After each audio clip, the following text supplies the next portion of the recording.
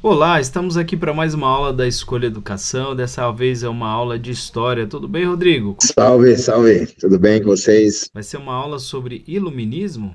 Parece que tá tudo iluminado aí onde você tá, né? Muitas luzes aí, piada de tiozão, cara, que horror isso.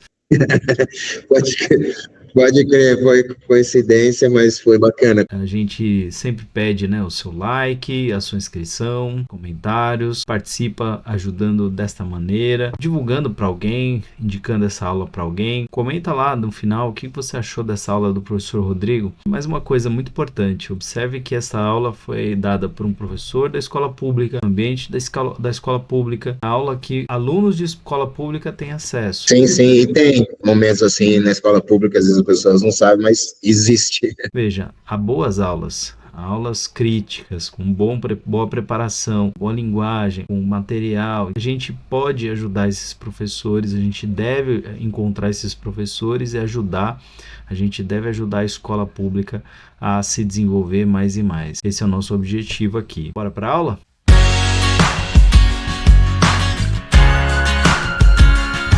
Olá pessoal, tudo bem? Aqui é o professor Rodrigo, e a gente vai dar continuidade no nosso trabalho de aulas de história. Hoje nós vamos falar sobre um período da Idade Moderna, um período curto da Idade Moderna que tem bastante acontecimento e com bastante significados e algumas relações com a atualidade, inclusive. Então a gente vai falar de um recorte da Idade Média chamado Iluminismo. Um momento que a sociedade estava passando por transformações, né, em todos os seus campos, seja filosófico, político, econômico, social, cultural, religioso. Eu abri a aula com uma tela contrapondo, né, a questão religiosa com a ciência, né, a questão do antropocentrismo e do teocentrismo. Engraçado que quando eu coloquei isso aqui, eu falei, nossa, hoje, em 2024, a gente está passando por uma questão assim também, né, de negar a ciência, de duvidar da verdade, os estudos científicos e a presença religiosa de má, de, de equivocada, né, também presente na atualidade, por incrível que pareça. Então, é um momento também da história que tinha esse conflito, esse confronto de ideologias, mas é natural que seja ali naquele período, a gente vai entender melhor. Você tinha, né, esse período da Idade Moderna, ela vai de 1453 a 1789, didaticamente falando, mas, ou seja, uns 300 anos de bastante intensidade desse momento. E a Idade Moderna, ela tem um divisor de águas, que é essa ascensão da burguesia e o iluminismo. Então você tem o apogeu da Idade Moderna anterior ao iluminismo e depois a decadência da Idade Moderna no sentido do antigo regime, no sentido do tradicionalismo, das questões que tinham começado a ser colocadas ali no século XVI, século XV, final do XV, começo do XVI. Então, é interessante perceber isso numa linha cronológica, o apogeu e o declínio. A gente está no período da Idade Moderna que a gente chama de uma crise. É uma crise dessa Idade Moderna, uma crise desse regime, desse sistema, e chamou-se assim, o Antigo Regime. Então, é uma crise do Antigo Regime, está passando por uma transformação. Então, você tinha antes uma estrutura social, aquela de uma sociedade estamental, onde a posição do sujeito se dava a partir do seu nascimento, você não tinha essa mobilidade social, um poder absolutista de um homem, um rei, um monarca muito presente, muito forte, a intolerância religiosa, a imposição religiosa, né? Então é como se assim o homem ali submisso, subalterno à questão religiosa, a Deus, por exemplo. Então ele era um homem que não tinha oportunidade de mostrar suas potencialidades, né? Naquela estrutura que carrega do mundo medieval, de senhor feudal e servo, suzerano e vassalo, mestre e aprendiz, as relações se baseavam ou na subordinação do trabalho ou na questão da fidelidade. Então era uma coisa bem fechada, bem talvez camponesa, bem uma sociedade mais rural. A partir do momento que essa sociedade começa a vislumbrar um outro caminho, por exemplo, na questão urbana, as cidades, comércio, atividade mercantil, atividade bancária, isso muda. Então, eu estou trazendo isso para você entender, porque o iluminismo ele é simplesmente uma ideologia de ascensão do grupo mercantil, da burguesia. Uma ascensão desses setores que outrora estavam sem poder ter essa participação na questão social, política, religiosa, econômica, sem questionar, né, sem ter uma luz. O iluminismo também tem essa coisa da ilustração, da luz, ou trazer a luz, trazer a razão, né, o racionalismo, a gente vai falar disso. Então, esse novo homem, né, entre aspas, porque, na realidade, meus queridos, o iluminismo ele é um amadurecimento do renascimento. Então, se você tem um renascimento cultural, científico, urbano, comercial, lá no século XV, no comecinho do XVI, mas ainda com a estrutura do rei muito presente, então aquele homem, aquele antropocentrismo, aquela potência, ele não tinha muito espaço ali naquele momento. Então você tinha uma ideia, então você tem lá Copérnico, Kepler, Galileu, Colombo, Maquiavel, então você tem perseguição religiosa, você tem uma imposição do Estado muito forte, você tem uma repressão muito presente. Então ali, isso é brotado ali. Ao passo que o comércio vai desenvolvendo, a atividade mercantil vai desenvolvendo, essas classes sociais vão aparecendo com mais pujança, mais força. E aí, obviamente, tem que atendê-las, porque ali, meus queridos, ali, de certa maneira, também a economia se adequou à burguesia naquele momento com a presença do Estado. A gente faz isso em outra aula, que é o mercantilismo, e aqui também a economia vai se adequar a essa burguesia de forma diferente, que vai ser o liberalismo econômico, né? A gente vai falar também nessa aula. Então, você percebe que o mercado dita as regras, a economia dita as regras da mudança, e esse comportamento do homem não é que esse homem é um comportamento divino, é um comportamento que ele muda através da transformação econômica. E a transformação econômica muda costumes, muda valores, muda atitudes. É isso que está acontecendo, esse espírito burguês, esse novo homem moderno burguês, né? Rompendo com esse tradicionalismo. Porque se você tem comércio, você tem competição, você tem individualismo, você tem matemática, você tem a razão, então você tem...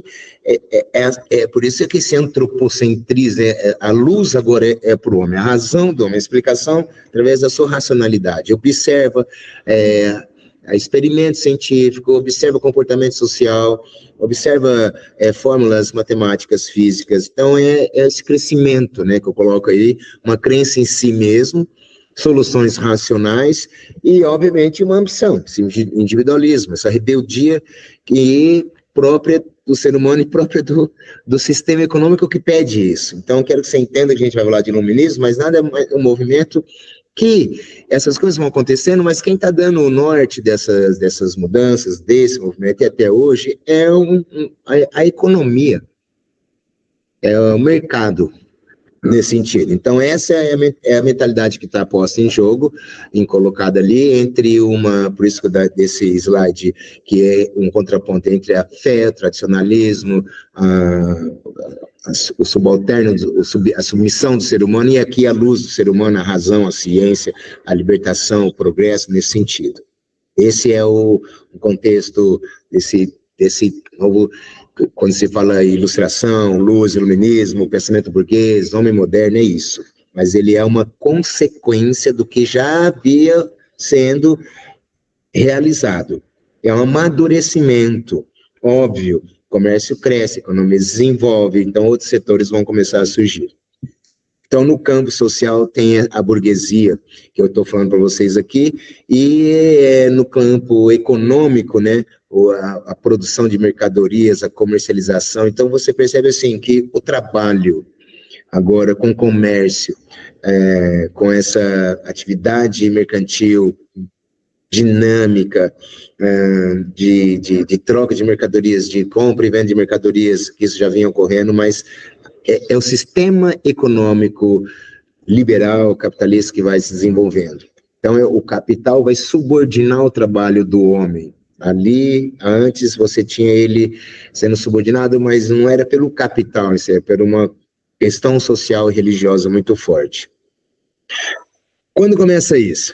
Vamos lá, Rodrigo. Os ingleses, eles saem na frente desse start, vamos dizer assim, um start de transformação. Você tem um desejo, você tem assim na história, no século XV, essa expansão marítima, mercantilismo, poder do Estado, burguesia, isso está acontecendo na colonização, aparece a América, nessa história toda tal. Mas ali ainda é uma situação fechada, de monopólio. A economia cresce, setores pedem mais horizontes, querem ampliar, pedem liberdade. Os ingleses, eles vão fazer um movimento, primeiro que outros países nesse sentido.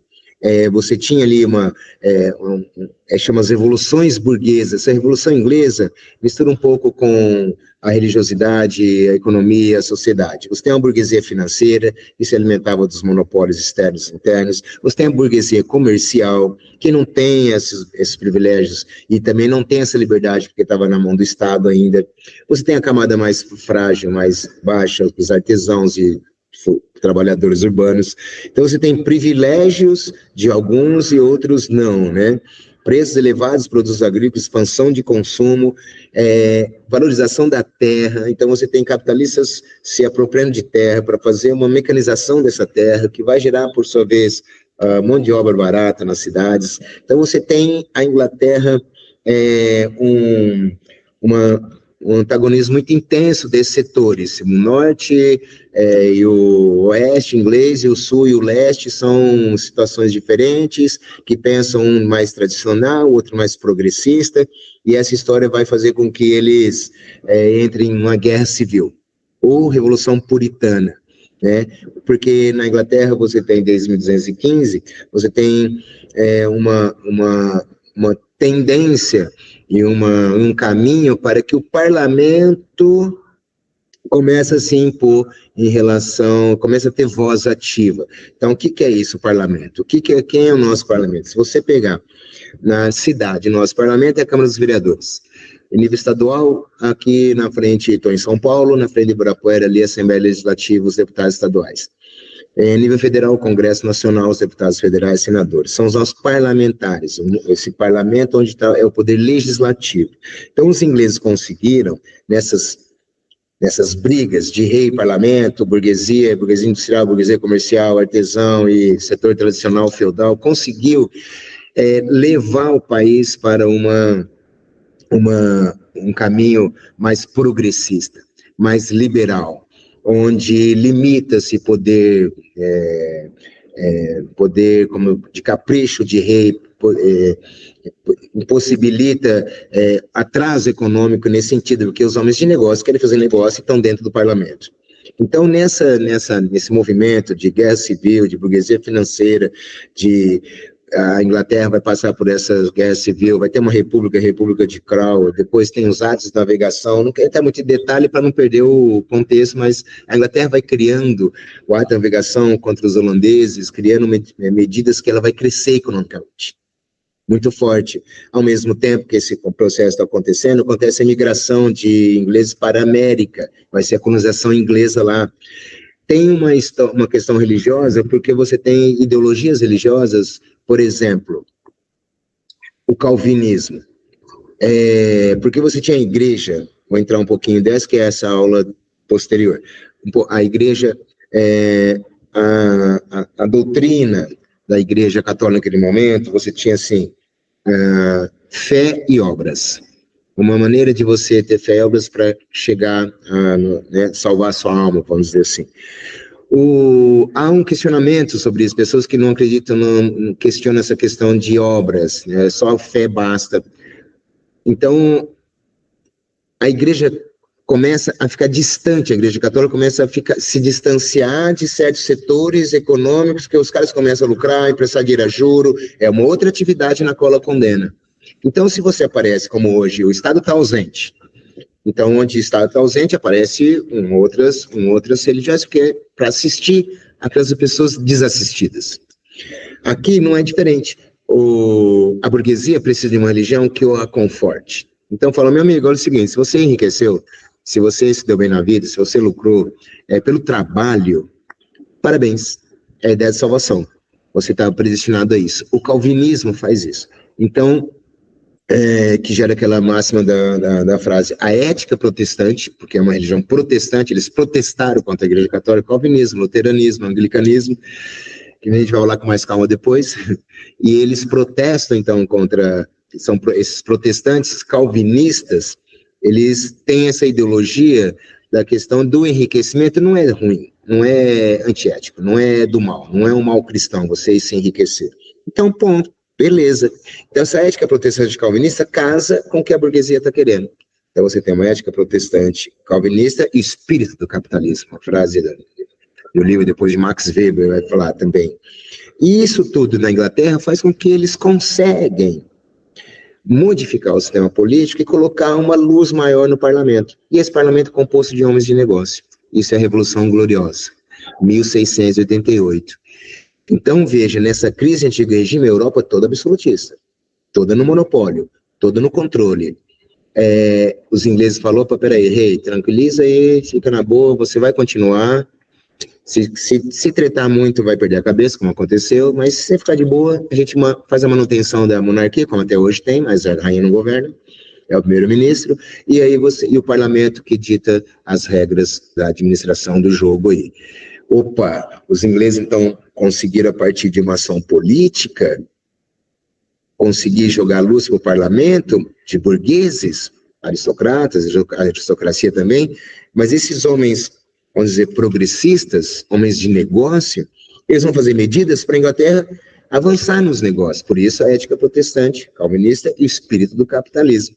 Então, os ingleses, com essas lutas internas, ficam na Inglaterra, isso porque só depois que vai respingar na França, 100 anos depois na França, depois Estados Unidos, que começa também, depois vai começar a chegar na América, essas ideias, que, na verdade, é o processo natural, vai acontecer, o Brasil também vai passar por isso, vai pegar carona nisso daí. Então, essa Revolução Gloriosa faz com que, inclusive, os ingleses consigam ter um aporte, a partir dessa transição política, um aporte econômico para fazer a Revolução Industrial, que eles são pioneiros também. Então, as coisas são casadas, de novo, a economia, percebe? Só que aqui na Inglaterra, uma pitada de religiosidade. Você tem uma religião, uma ideologia que casa, conforta a burguesia, a alma desse burguês não vai para o inferno porque se ele ganhou grana, né? Diferente dos países que mantêm ainda uma estrutura religiosa que pode até e atrapalha muito sua economia.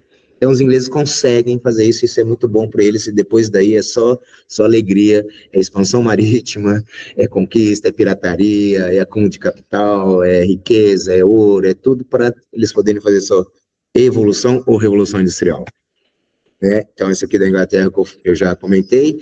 Aqui tem uma imagem porque esses acontecimentos têm a migração para o continente americano, que esses puritanos calvinistas vão para a América e vão fazer uma colonização lá.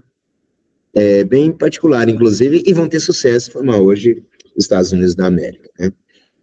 Aqui ainda são um slide que eu comentei sobre as revoluções, e dentro desse movimento revolucionário inglês, que ficou aí, mas está guardado porque foi importante, e antes do iluminismo, você tem a ideia de alguns pensadores que vão tentar entender um pouco aí da sociedade, o contrato, né, que é esse novo comportamento. A gente tem um contrato, não é escrito, mas eu tenho um contrato com o Estado tem um contrato comigo, né, você tem a Constituição, você tem os seus deveres, obrigações, direitos. Então, eles são os contratualistas. Thomas Hobbes, John Locke, Rousseau, que o Rousseau vai estar aqui no Iluminismo, a gente vai ver, mas quando aparece a figura do Estado, porque como assim o Estado surge de que maneira, para quem, como que é isso? Você pega um pensador que fica mais próximo dos reis, como Thomas Hobbes, ele vai dizer, a sociedade está um caos, o homem é o lobo do homem, vão ficar em guerra, então precisa de alguém para organizar isso.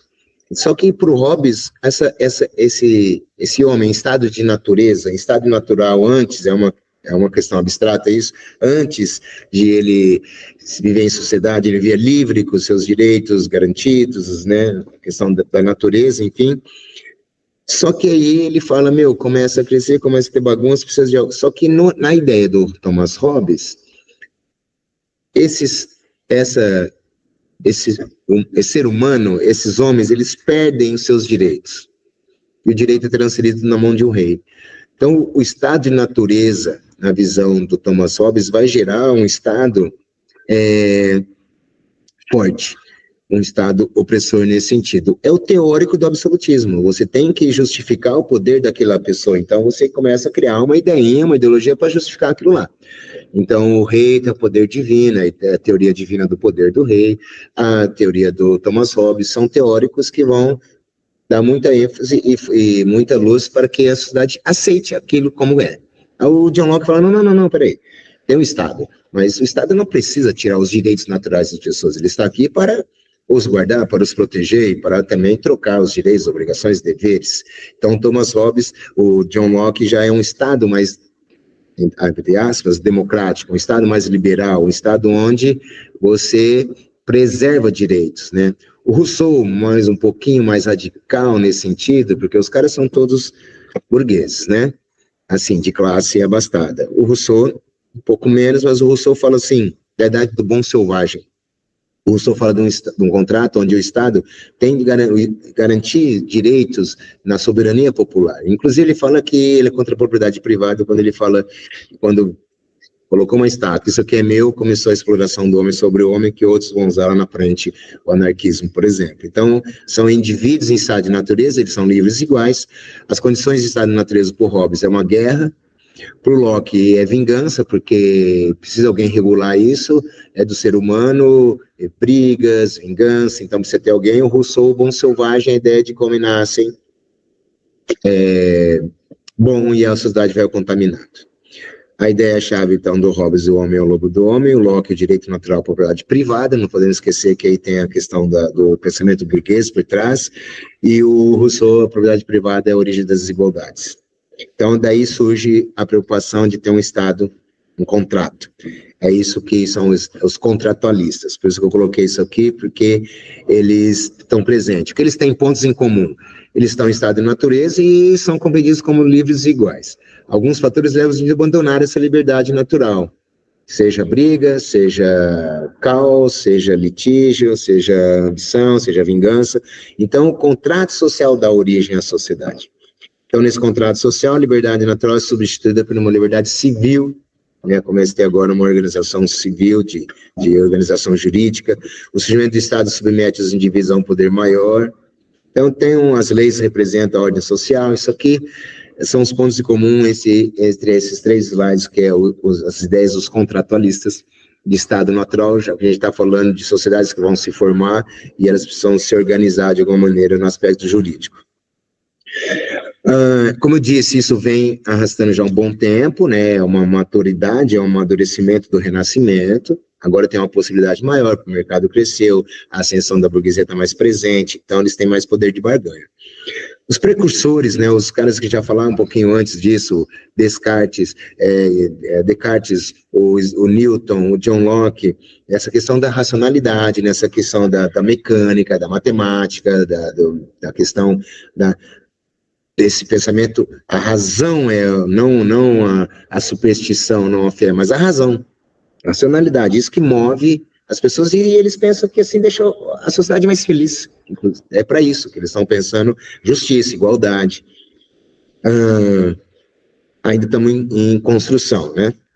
Nesse sentido, tá aí o Descartes com seu racionalismo, uso da razão, penso logo existo, né? Tem o Isaac Newton com as leis naturais de região mundo material, experimento, observação. Você tem até um Maquiavel que observa a sociedade e fala: meu amigo, o homem é assim. Ele põe o dedo na ferida e fala: o homem é isso. Ele vai lá escrever O Príncipe nesse sentido também. O Colombo, quando fala eu vou viajar, a esfericidade da Terra, o Copérnico, Galileu, como eu já disse, então são renascentistas, não estão pensando na razão. Só que agora amadureceu e dá para os caras tomar o poder político, na verdade. Então, movimento filosófico, religioso, social, econômico, político, é uma mudança. Onde é discutido isso? Não é na universidade, está na mão da igreja, nos bares, nos cafés, nos salões, nos encontros. Essas pessoas começam a oratória, começam a falar, e começam a ler, começam a empolgar, essas pessoas todas, e isso vai crescendo, mas, de novo, né, que é bonitinho, vai crescendo, isso tem uma classe interessada nisso, o iluminismo é feito pela burguesia para a burguesia, tá? As características, o que eu estou dizendo que ficou para trás, o antigo regime com a sociedade estamental, né, que a gente já comentou. Então, os iluministas combatem o mercantilismo, que é a intervenção do Estado na economia, o colonialismo, a igreja, dogmas, e defende, obviamente, o oposto disso, liberdade em todos os sentidos, né? Aqui é onde estava ocorrendo os movimentos. Então, algumas outras características, a seção da burguesia, estuda a razão, estuda a natureza, liberdade de expressão. Então, perceba que tudo que a gente tem hoje, pronto, divisão de 3 poderes que o Montesquieu vai falar aqui, executivo, legislativo e judiciário, né? Para um não sobressair mais que o outro, né? Quando na mesma pessoa, no mesmo corpo, ele fala de magistratura, o poder legislativo está unido ao poder executivo, não tem liberdade. Também não tem liberdade se o poder julgar não estiver separado do executivo. Então, assim, separação de poderes, muito do que a gente vive hoje, turma, a gente bebe na fonte dessa turma aí. O Voltaire, que criticava muito a igreja naquele momento, né? É uma frase...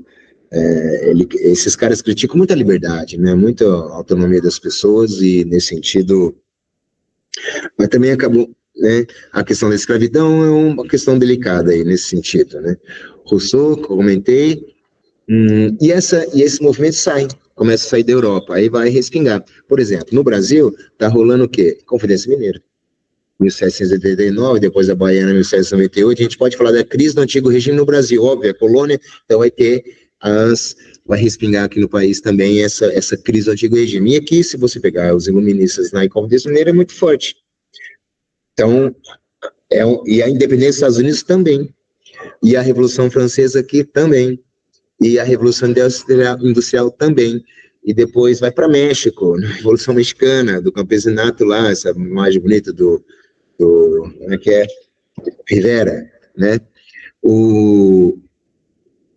Esses ideais iluministas, eles saem da fronteira e chegam em outros lugares do mundo.